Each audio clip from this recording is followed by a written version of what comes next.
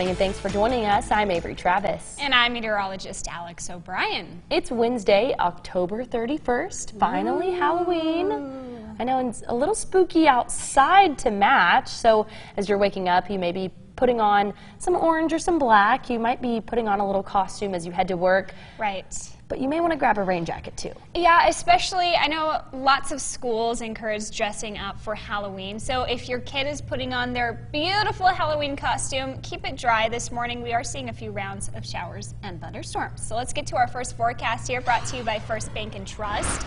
It is a wet start to the day. Notice here over the past few hours, thunderstorms have developed and pushed through the region. Now this will be the most energetic and probably the heaviest rainfall of the day, with periodic brief showers likely off and on throughout the afternoon hours. So we've seen our first round here in Lubbock. What we're watching closely now is this thunderstorm in Denver City that has been quite active with the lightning strike. So if we're lucky here on our Denver City Sky Camera live camera, we'll get a lightning strike. But generally these rounds of lightning have been few and far between, and darn, okay.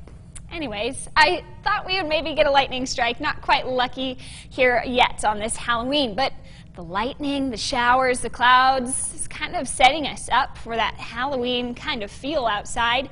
It's 49 degrees in Lubbock right now, 47 Plainview, Floydada, 51 in O'Donnell. Temperatures are slowly starting to cool off. Now, earlier this morning, we were at 50 degrees in Lubbock. We'll continue to cool off throughout the afternoon. So we've put about 49 for the temperature today, but do expect solid mid to upper 40s all day long. 60 tomorrow and 67 by Friday. We will see this system move out quickly, but do plan on those mid-40s all throughout the day. You'll want to stay dry and warm, especially with wind chill making it feel about 5 to 10 degrees cooler than that. And again, we'll have some periodic rain showers as well. Avery?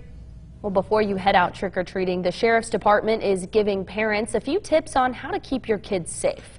Deputies say the most dangerous thing about Halloween can be fast drivers and lots of small kids running around at night.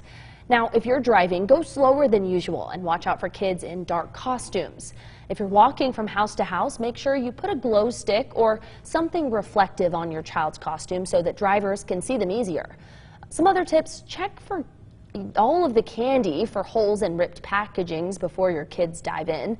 And the Sheriff's Department is also reminding parents people on the sex offender list should have their porch and house lights off, but they can look up any sex offenders' addresses online to make sure to avoid those areas. Well, be cognizant of your surroundings and everything else, and then go in a group. You know, don't send your kids to a house that you don't know by themselves. Walk up with your children, send them in a large group.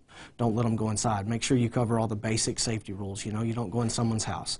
Let them come out to you. Go with 2 or 3 other people.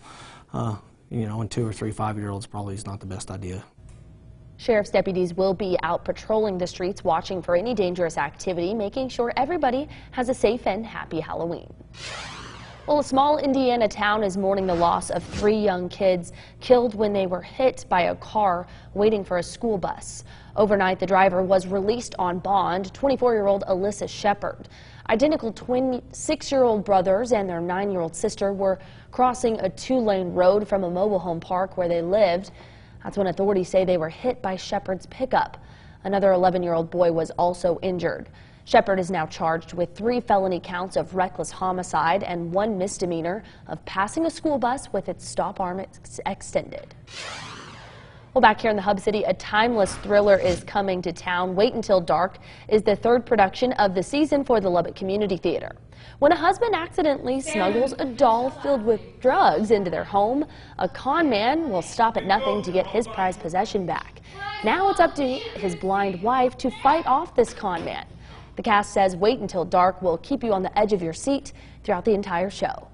A great thrill ride. I think people will have tons of fun. I think the characters are in depth, and I think they'll grow to love some and grow to hate some also, maybe me. But I think the characters, relationships, and then just the overall feeling you get watching it. Wait Until Dark opens this Friday. It's playing at the Lubbock Community Theater for the next 3 weekends. Well, still to come here on Good Morning Lubbock, the Red Raiders trying to find an answer to improve their run game. We're going to have more on that coming up in the Red Raider Nation. First, let's get over to Alex for a check on our forecast. Well, apart from the rain shower activity we are expecting today, we're also expecting cool air, and it's starting